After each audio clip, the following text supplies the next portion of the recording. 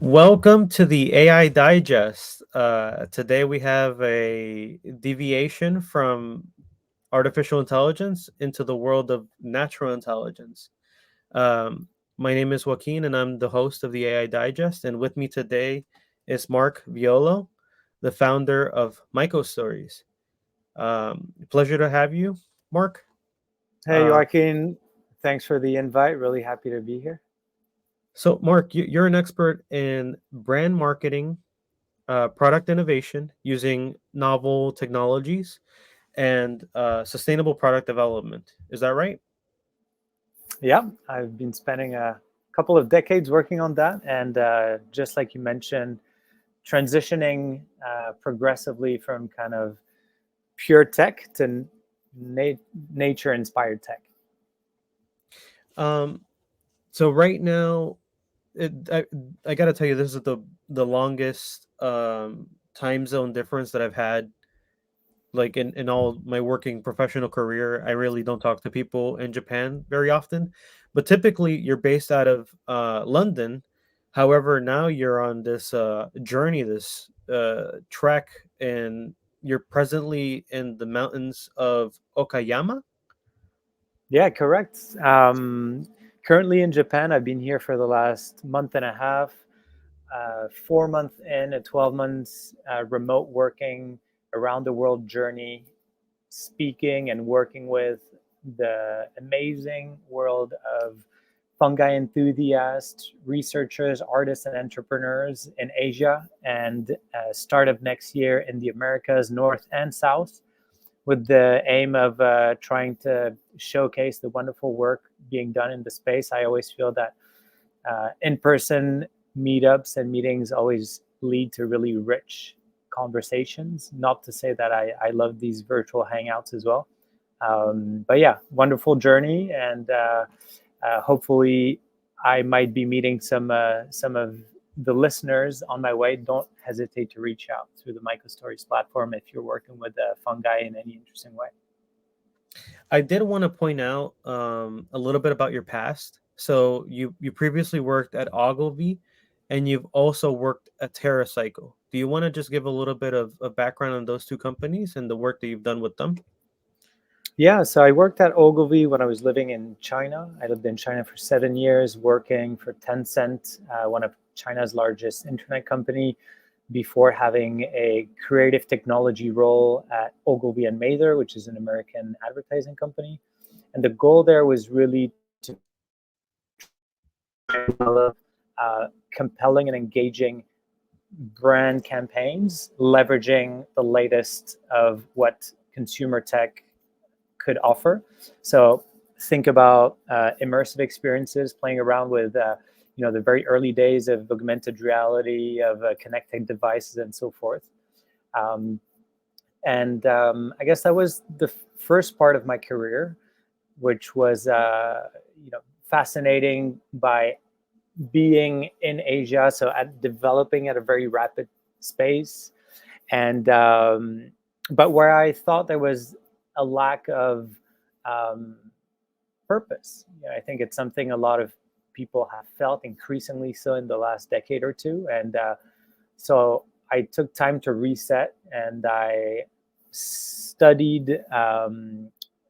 Quit my job at Ogilvy to study social entrepreneurship in London, and went on to work as a sustainability consultant before joining Loop, a fantastic project by TerraCycle, which aims to bring back the good old milkman model, the reuse model, into the largest retailers across the globe.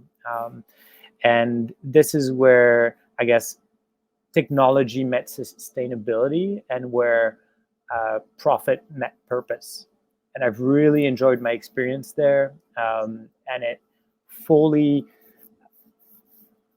yeah, it just glides very naturally in what I'm doing now today with MycoStories, which really helps to kind of shift from technology for the sake of just driving profit, as opposed to nature-inspired technology for the sake of driving longer-term human and environmental sustainability. How fitting that you study sustainability and developing products, and you were working and commercializing these products and services for Ogilvy, and then you go work for one of the most innovative companies and in terms of upcycling and decomposing um, Hard to otherwise recycle.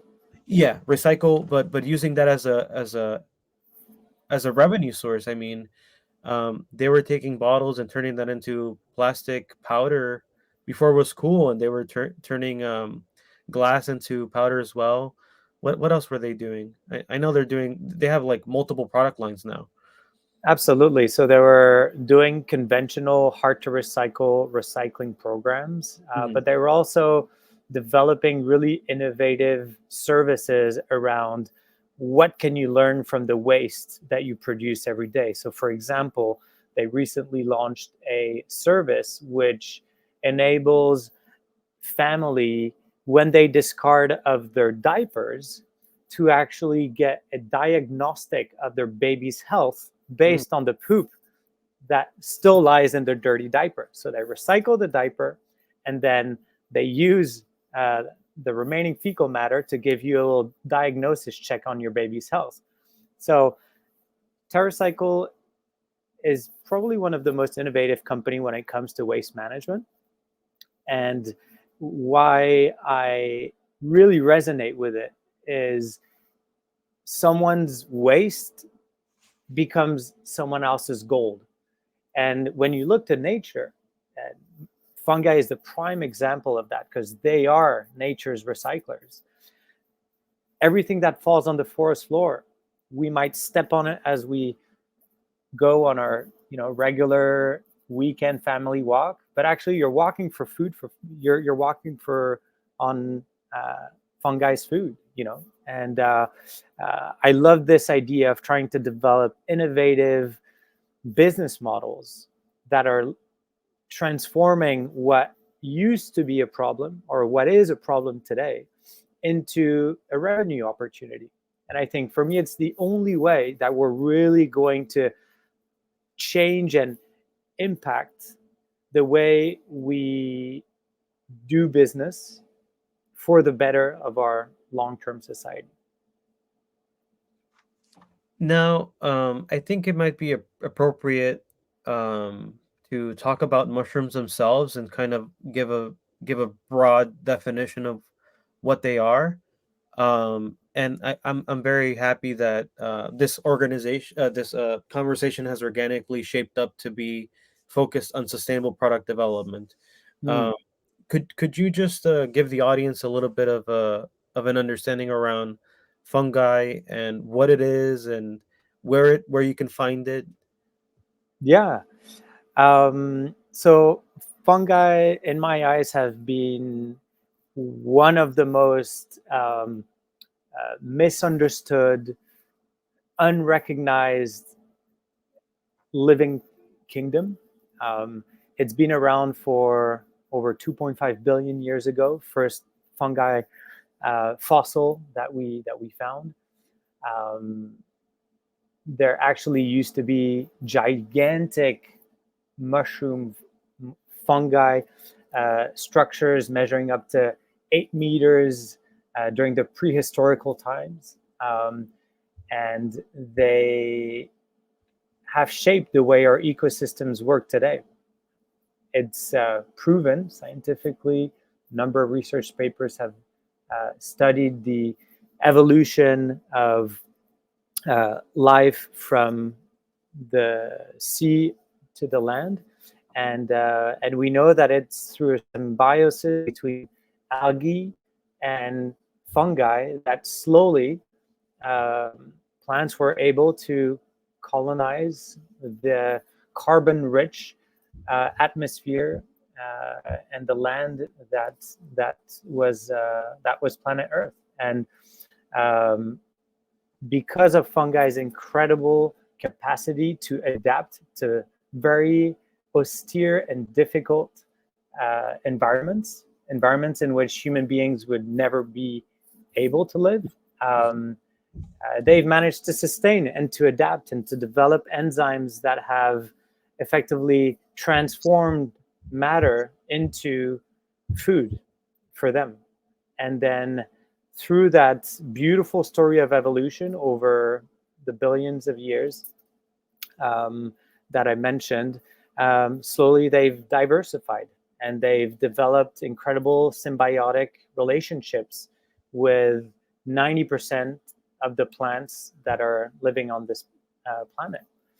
And without them, our planet would look nothing like what we have around us today. So they're incredibly important in the story of our evolution, and they will be incredibly important in the future generations to come, because one, there's just like the problems we have around biodiversity and the impacts of, I guess, humans being on this beautiful planet.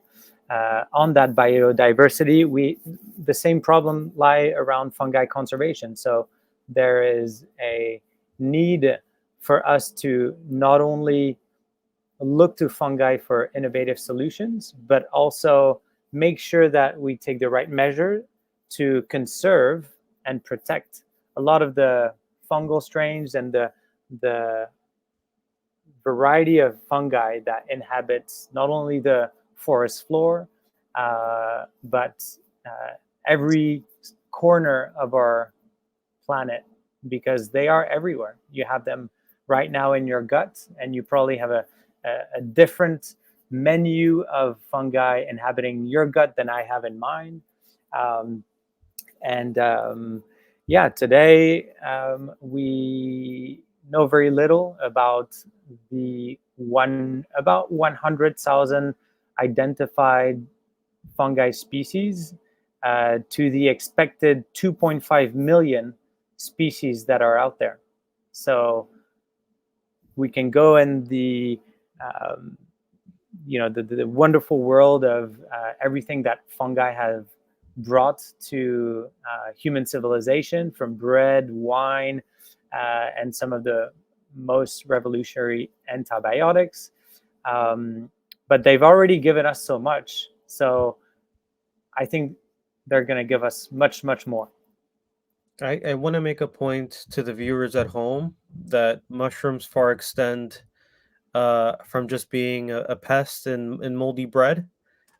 We are currently living in a soup of spores of mushrooms. So if you're if anytime that you take a breath, you're taking a breath filled with mushroom spores. I just wanted to let the viewers at home know that.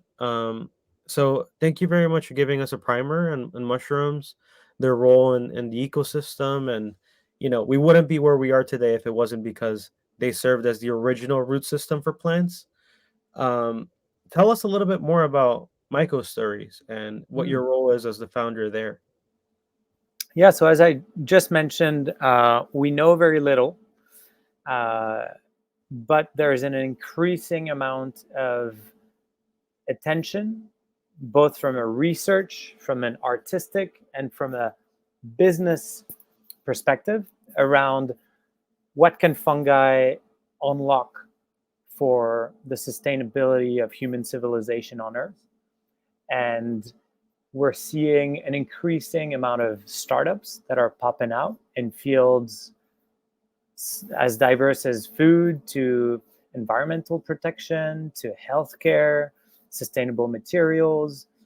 And what I found in the last decade, studying the topic, doing a lot of citizen scientist type experiments at home, is that every time I had to look for information or get in touch with someone, I had to look in 20 different places to find really interesting information. And sometimes I'd speak to one person doing something very similar to another one at the other on the other side of the planet, and these people didn't know of each other.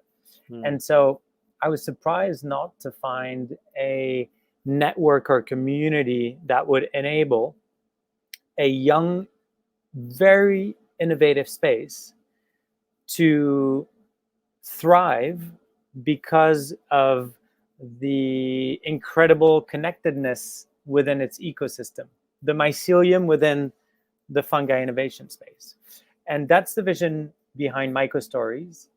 It's really to enhance knowledge dissemination in order to inspire as many people to look to fungi for solutions to the many problems our modern societies face today. And beyond simply educating a broad audience, what I'm keen to do through MycoStories is really to bring the resources that these researchers, these entrepreneurs are looking for in order to sustain and scale what they're currently working on. Because, like any innovation, you could call it deep tech innovation at this level because you're working with a living organism. You need to have a ecosystem of stakeholders, from the regulators, the investors, the consumers, that all have a good understanding of, you know, how does this work? What are the implications, long term and short term? And what does the space need in order to deliver on some of its media praised promises mhm. in the next 10 to 20 years? And in order to do this, you need that knowledge dissemination, you need the necessary funding and the necessary support for the 400 fungi innovation companies that are out there, as much in Latin America than in the in Asia, Europe, and you name it. Now, on every single continent, there is a fungi innovation startup. Might be focusing on addressing food scarcity in Nigeria, to sustainable materials in Indonesia. Um, and MycoStories has effectively mapped out and is representing all of these companies through its network, its growing network, and invites any company or stakeholder, might it be an investor, a regulator, an entrepreneur, an artist, a researcher, to um, get in touch and effectively together build what I would like to be a decentralized network. Um, the best way for people to connect is not to go through the one middle man or the middle platform, but is really to have these connections happen as organically and as swiftly as possible. I think thank you very much for giving us that introduction to microstories. I think if you were to replace mushrooms with artificial intelligence, you described exactly what I'm trying to do with Swarm. So Swarm is Mm. a community of practice for AI technologies, and I think it's fascinating that you're doing that work. It is a poorly understood field of research and study, and it has so many applications, as you stated earlier. Um, it's surprising given that there's so much waste that could benefit from being able to deliberately apply fungi to develop new products. I mean, we Mm. have agriculture waste from people producing wine and beer and things like that. Um, that's a food source for fungi, and you can use that to produce vitamin C, Mm. insulin, right? You can use insulin. You can create insulin from fungi. Yeah. So, I mean, and those are only the compounds that we're aware of, right? How many compounds are we not aware of that could be produced on top of a mushroom? Um, Wonderful. Let's talk a little bit about the fungi innovation. Before we started this conversation, you gave me a very well organized overview of the four main categories that you organize innovation under. Yeah. So it's my own representation of the space. Um, I'm sure there's many other ways people are thinking about that space out there. But to simplify it, I like to divide it in four main categories: food, materials, healthcare, and everything that links to soil ecology. So, think in food, we have both the traditional mushroom cultivation and we also have the very thriving mycoprotein space. In materials, you have everything that goes from the mycelium composite space, products made out of mycelium based composites. Then you have everything made for the fashion industry, so your alternative leather. And in the healthcare, you have everything linked to your day-to-day well-being through the new tropics. So, little daily mood or gut enhancers that we can talk more about. And then you have a huge area of research around drug discovery. Um, and finally, the psilocybin therapy. Loads of companies in these three buckets. And then finally, in the soil or environment conservation aspect, you have a big important one, which is mushroom conservation. You have carbon sequestration solutions, and finally, um, a very hot topic as well, which is mycoremediation or bioremediation, which is effectively removing pollutants, toxins from the soil or from waterways, leveraging different types of fungi. And loads of interesting examples in each of these categories. Um, is there one that you're particularly more interested by that you'd want us to delve into? I think that before we delve into this, you made mention of some of the properties, some of the Mm. attributes of fungi in its own autonomy, anatomy in its own, well, both autonomy and anatomy, in its function and its cellular function. I think it's important to make the distinction between what people normally see as a mushroom, which is this this figure of a hat and a body, and mycelium, because we're using these terminologies that might otherwise be inaccessible to people who don't have experience or knowledge of mushrooms. Can you tell us a little bit about that distinction? Yeah, definitely.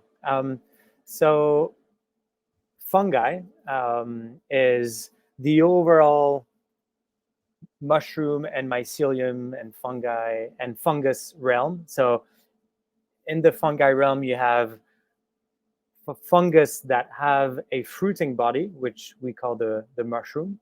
Um, and then we also have a lot of fungus that you'll probably never be able to see because they're microscopical, such as yeasts.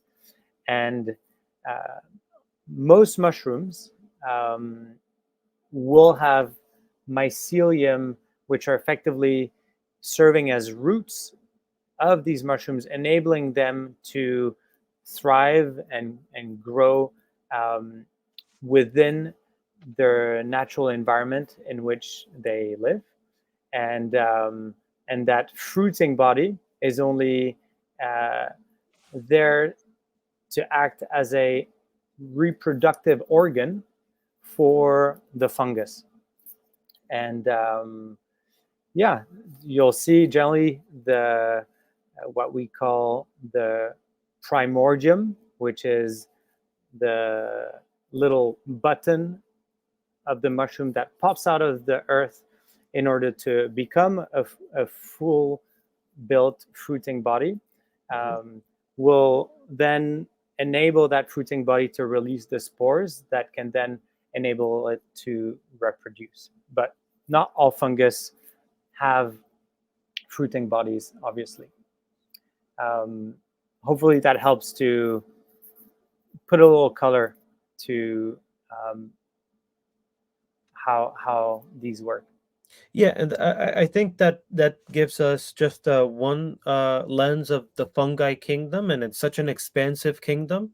There are what do you call them? Lichen or slime bodies, Yeah. or are those two distinct types of family Yeah. group? So lichens Like, are effectively a pure symbiosis between algae and fungi.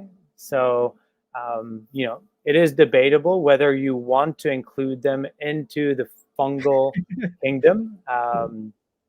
And slime molds are the same. Actually, today they're not considered fungus, even though they're very close to them. so Um, they're the Pluto of the Pretty fungal much, ecosystem. exactly. um, I do want to let the public know, if you like kombucha, if you like beer, if you like wine, if you like alcohol, what other beverages? Ginger beer, I guess. Yeah, Any, pretty much. Most alcohols that are issue that are the result of a fermentation. It's a gift from the fungal kingdom, indeed. if you like bread, if you like sourdough, uh, you owe a great deal to the mushroom kingdom, to the fungi kingdom. That's Thank right. you. Yeah, thank you very much for that explanation. So maybe we should perhaps jump into the cultivation of mushrooms for building material. I think that's Hmm. an interesting innovation space. It's being used for creating insulation material, and it's also used for um, as a raw material for other applications, right? To develop sustainable products. Yeah. So again, here we're talking about mycelium, the Mhm, root-like structure of fungi.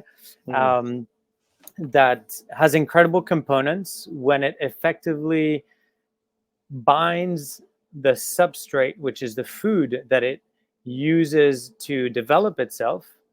And depending on the type of food or substrate that it consumes, might it be wood chips or straw or coffee grounds or agricultural waste, when you mix a particular fungus strain and a type of substrate, it creates a material once you have dried it that has different types of properties. Um, it can be very dense or quite light mm. and quite, actually, you can develop it in order for it to be quite porous. Um, it has incredible properties in terms of water resistance, in terms of insulation, um, and it's generally recognized that uh, highly fire retardant. A lot of these properties obviously are sought after in the construction industry, but also in a variety of other industries, from the packaging industry to the broader materials industry. And we have a handful of companies that are starting and starting to scale these technologies. Obviously, it requires a fair amount of trial and error in R&D, because once again, you're trying to industrialize working with a living organism. Mhm. So, it's not the same as doing working with a material um, which is effectively um, non organic. Um, and yeah, so you have the packaging industry, where you have companies like Ecovative. You have companies the, in the UK called Magical Mushrooms that have recently scaled up production, launching, I think, 4 factories in the last 5 years. So it's good that we're starting to see these technologies move from pilot to scale up, because we talk about impact, and it's really that scale that will enable that impact. That Um, seems like such a long and arduous journey in research and development because I mean you painted a seemingly simple example that there are two elements at play, substrate and fungi. yeah, But the thing is, you said there's 100,000 plus up to 2.5 plus million species of fungi, and substrates can be homogeneous or heterogeneous, right? They could be made up of multiple elements. You could do a composite material and see how the mushroom sticks to it. And it's unknown how the mushroom is going to react. There's a level of biological um, unpredictability, how it adapts to that material. So in that example that you gave, there's so much to unpack there that I don't think, you know, 1 hour is gonna do it justice. Um, and yeah, you no, and but you're absolutely right. I think um, Ecovative have supported a lot of the innovation and I guess optimization from an operational standpoint that needs to happen in order for these to scale.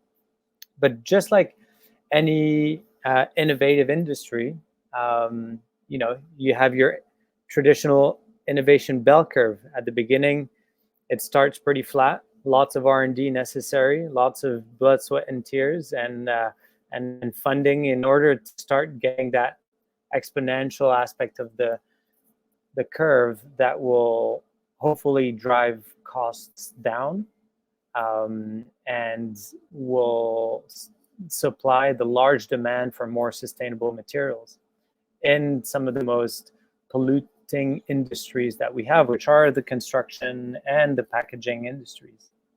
well, that's a good segue to talk about bioremediation. Um, Yeah. so what kind of innovations have you seen in the remediation space using fungi?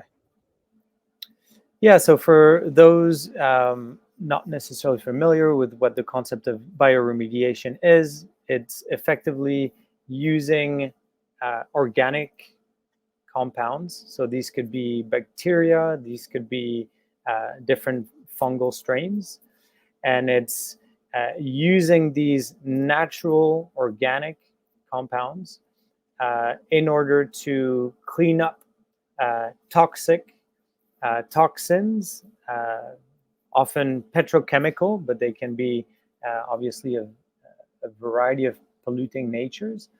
And the goal is to effectively clean up these toxins by breaking down the chemical composition of these toxins using enzymes that are naturally produced by these different fungal strains or bacteria.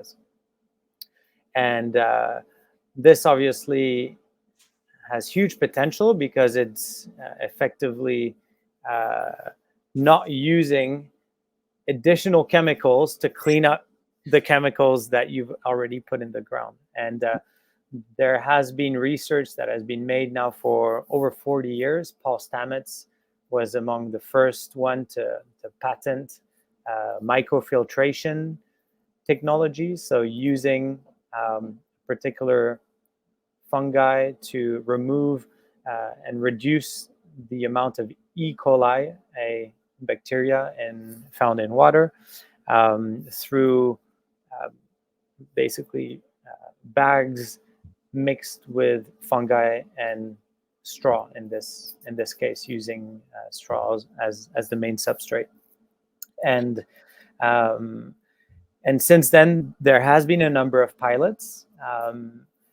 Only very few companies in this space, because it is an innovation space that requires a lot of R&D, Hmm. because the composition of the soil is already so complex.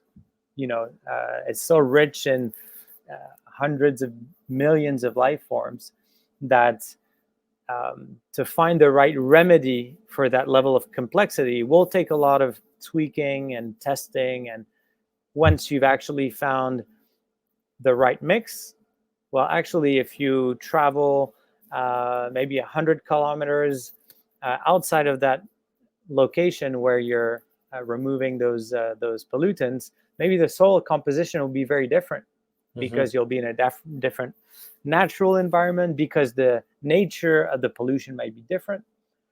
And so it's a really exciting innovation space, but it's the one where investors need to be the most patient, and where hopefully governments who are spending a lot of money on trying to keep their soils as safe as possible, because they have this obligation towards their own people for waterways not to be toxic, and etc.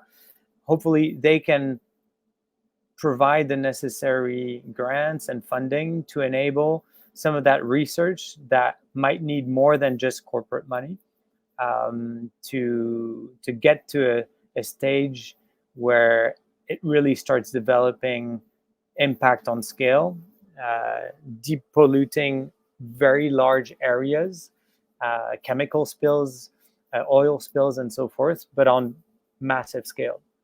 Um, so yeah, I think a great example of a company doing this in Belgium is Novo Biome, who are very honest in their development process. Hmm. There's another French one called Yphen, YPHEN, that you can check out if you're interested in this space. But definitely more space for research and entrepreneurs to build on what has already been shared, mostly in form of university research. I think what you're saying here with the research and development life cycle of testing and trying and testing and trying and refining the process of bringing a commercial means of sustaining soil longevity, uh, making sure that it's teeming with life and it's Mm. at its highest productive level. I think it's a fascinating area to explore even further. Um, I would like to make this a point to say that fungi are not static organisms, right? I think part of the whole research and development cycle is understanding how they behave and how throughout their life cycles and offsprings, throughout their reproductive life cycles, Yeah. the following mushrooms learn lessons from the mycelium of the previous iterations of the mushroom. Mm. They train themselves in a fashion to be able to consume different types of substrates over cycles of time. Yeah. So that goes into the remediation of chemical spills and biological waste, bacteria, and even radioactive waste too, right? Yeah, absolutely. So um, I've recently published kind of translated uh, research that has been made here in Japan on cleaning up some of the radioactive cesium compounds that are found in forest floors around Fukushima after the nuclear disaster of 2011. Um, and I think again, it's at it's at research stage, but there is incredible opportunity to dive a bit deeper in understanding um, the way different fungal strains are effectively using this wide spectrum of sensory abilities that they have, adapting to the environment, however comfortable when they're in the substrate that they love, or uncomfortable when they're faced with a compound that they don't know how to deal with, and have the capacity to kind of test and learn themselves by developing different types of enzymes and learning and taking the right decision in order to bring them to effectively, yeah, uh, be able to break down that particular um, complex other competing organism. And I think the more we learn about the way different fungal strains behave, the more we'll have the ability to derive from them uh, a our own intelligence in order to design more effectively when it comes to um, not only products but also services or cities even. Um, I remember us speaking about this really interesting Tokyo slime mold experiment, where once again, um, a team of researchers in Japan were able to um test the intelligence of slime molds by effectively putting uh, little pieces of oats that represented different cities around Tokyo, and in only 48 hours, that slime mold that was in the center and the heart of Tokyo uh, managed to reproduce a close to exact map of what the Tokyo metro actually looks like. So in 48 hours, this single-celled organism managed to recreate what had probably taken a couple dozen, if not hundreds, of engineers, a couple of months or years uh, in terms of urban planning.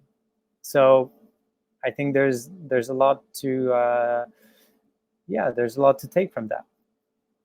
I think one takeaway is that fungi are biological computers that are capable of self learning and training and experimentation for their own survival. I mean, it's amazing. Um, and I think this is another good segue, and that mushrooms are capable of making and building their own chemicals to kind of combat competing organisms like bacteria, viruses, etc. To talk about the healthcare or pharmacology of Mm, mushrooms. yeah.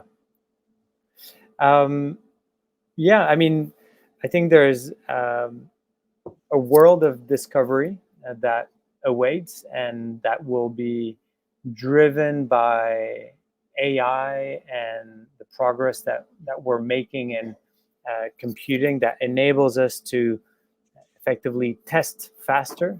So really accelerate that R&D process.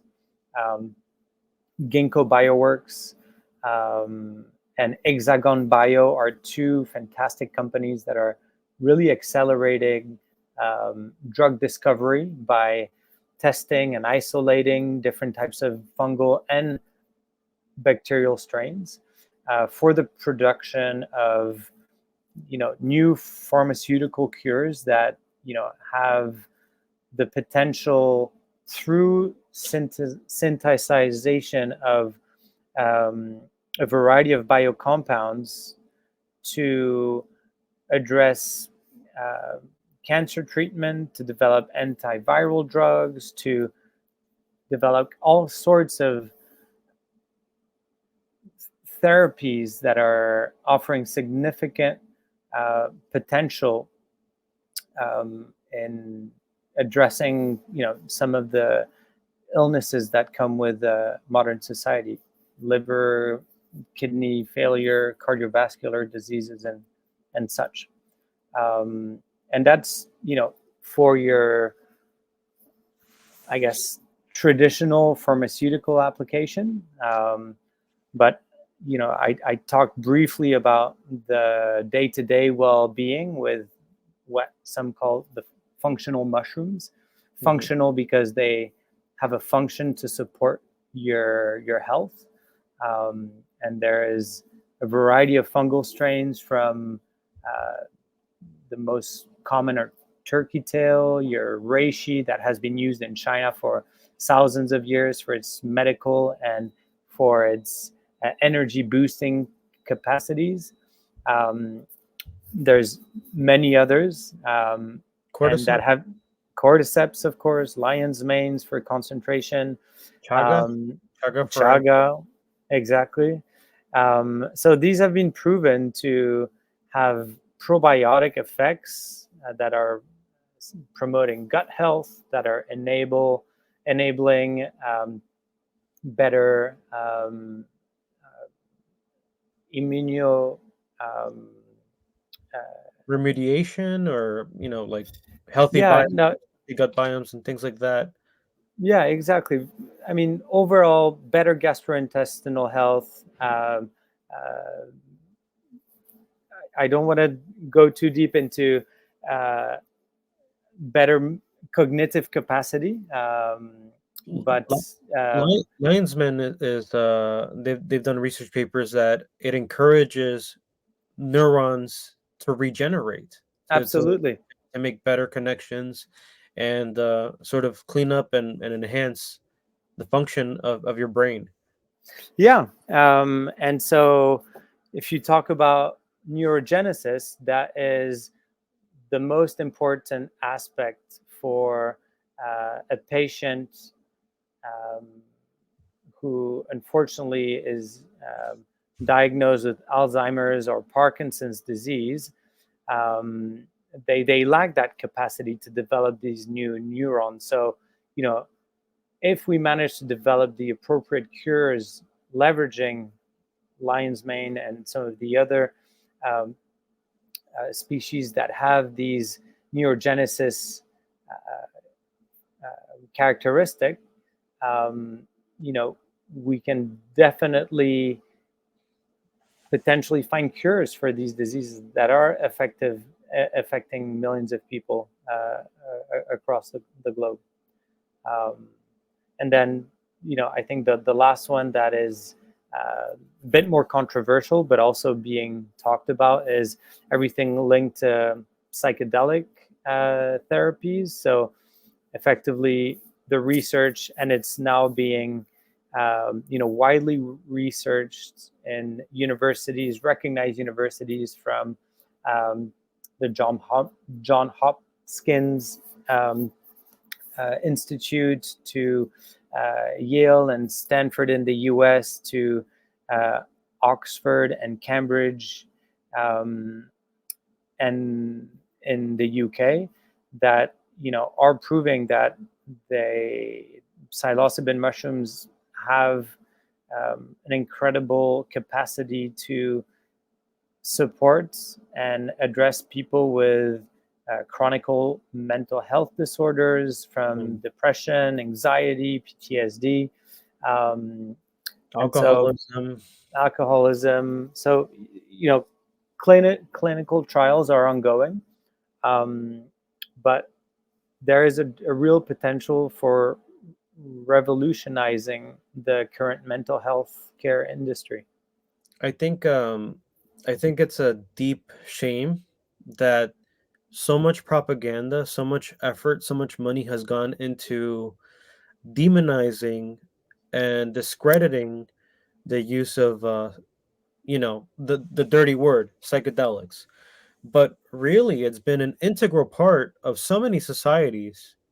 The Siberians, I mean, that's where we get Rudolph the Red-Nosed Reindeer, and Santa Claus. They're derived from a culture that celebrate the use and consumption of mushrooms. Hmm. Yeah. Yeah. So it's kind of a bummer, right?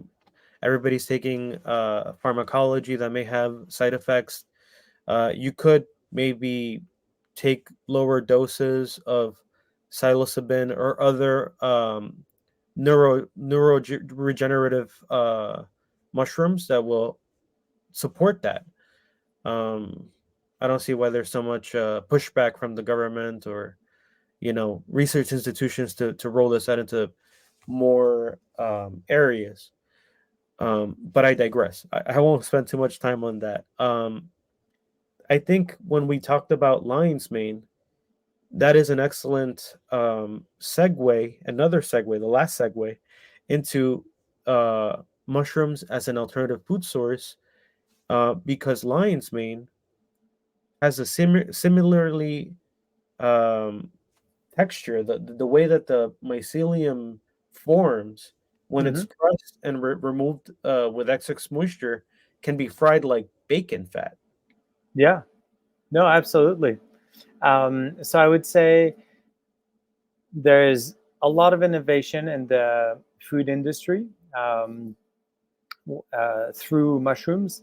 From the most basic, which is, we should all increase the level of mushrooms that we consume day to day. They're protein rich, fiber rich. They even have a number of vitamins and all 9 of the essential amino acids.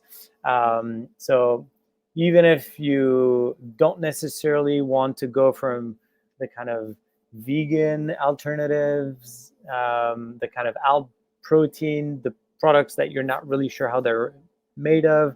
Like, you can just buy simple mushrooms, and there are great companies, Smallhold, for example, in the US, that are kind of revolutionizing the way that normal mushrooms are sold in store, providing a much wider diversity. If you look in Japan in a supermarket, you have at least 6, 7, if not 10 different mushrooms that you can buy.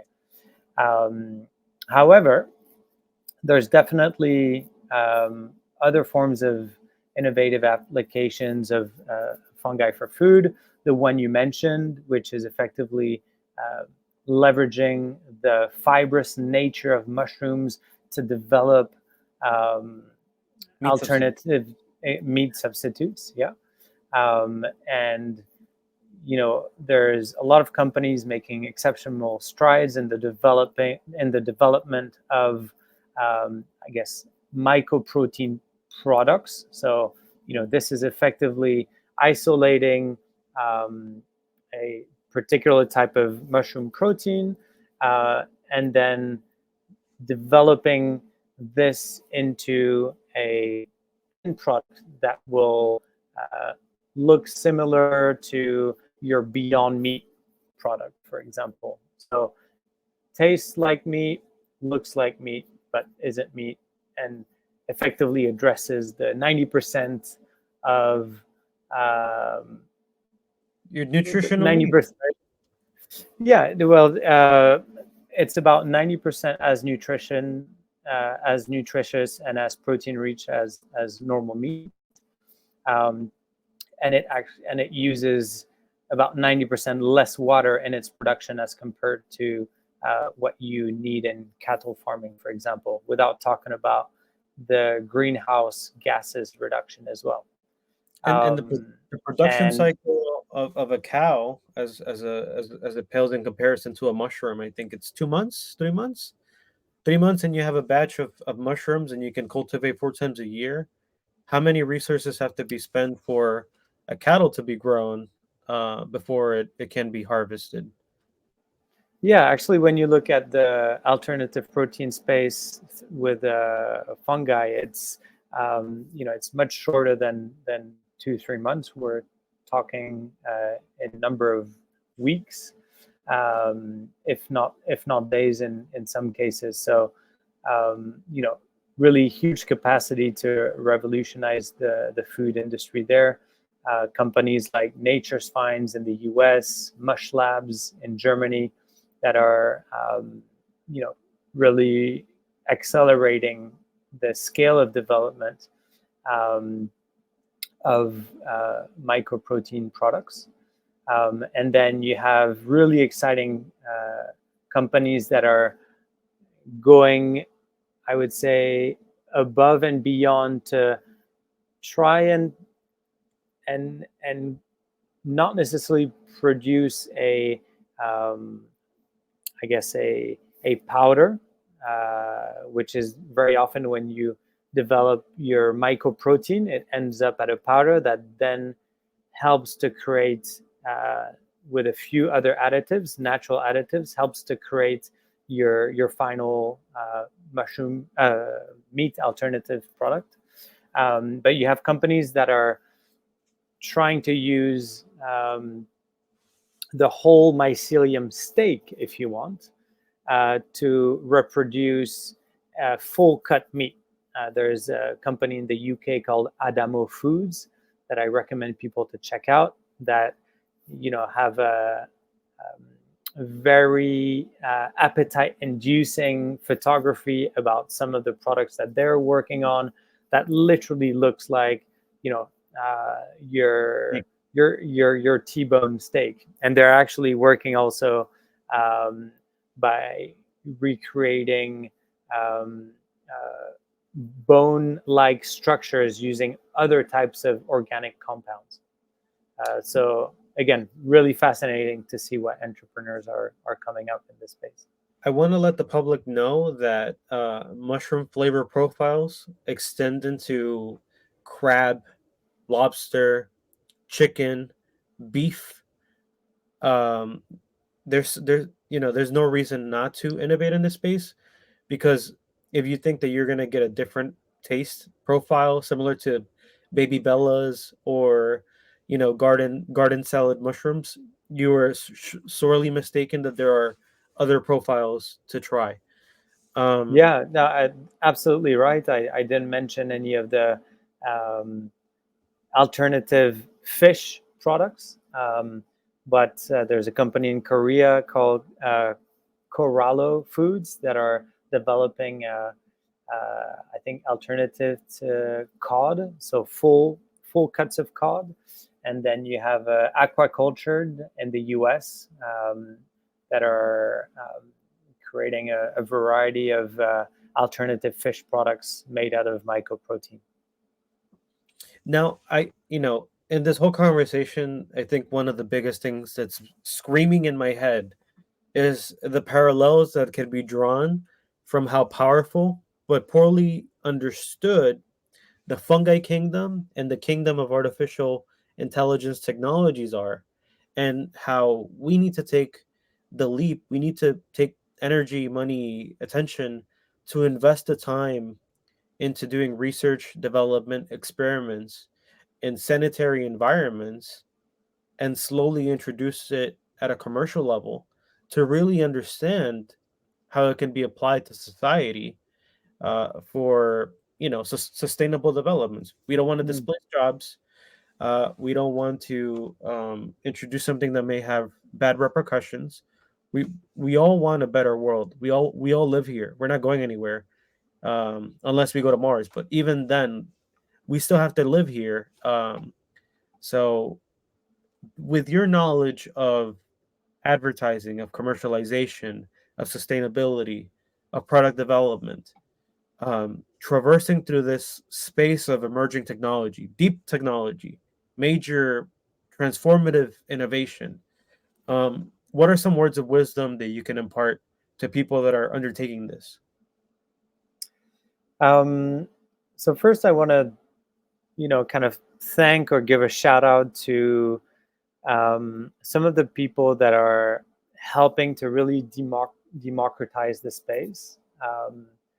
And very similar to Sir David Attenborough, who maybe is not internationally recognized, but he's the BBC documentarist who has done all the Blue Planet series, and who has really helped to move the needle on kind of plastic pollution awareness, and protecting our seas and our ocean, and and it's thanks to this type of content that we manage to bring in the mainstream to pay attention and to start getting interested, and eventually to start investing and believing in the importance of protecting our seas.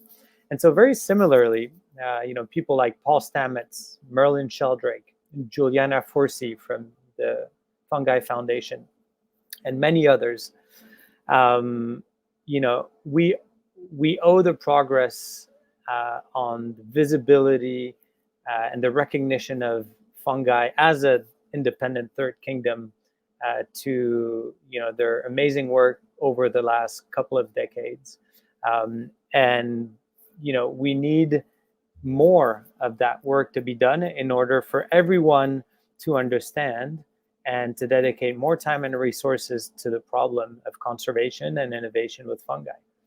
Um, so I think just like with AI, um, the, the the best thing that can enable us to work better and protect us from AI is a much better understanding of what AI can do for us and what we should be mindful of when working with AI, or um, when being exposed to content or being exposed to uh, something that has been developed by an AI. It's that ability to discern um, what is human and what is not, and only initial understanding and knowledge will enable that. And so, very similarly, in this um, very unrecognized fungal space, um, the more people understand, the more they'll be able to know how to work with, how to take advantage of all of its wonderful applications, but also protect itself from some of the fungus that can have negative impact on your health. Um, and so, yes, knowledge is power. And hopefully, through the work of MycoStories, will help to uh, push this forward and empower many others along the way.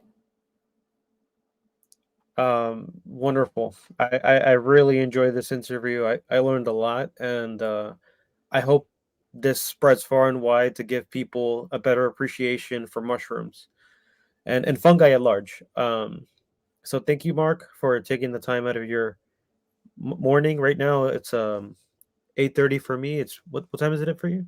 10:30 a.m. in sunny, fresh Yokohama mountains. Well, thank you very much, Mark, for being a guest, and My yeah, pleasure. we look forward to seeing your accomplishments in the field. Take care, everyone. Have a good day.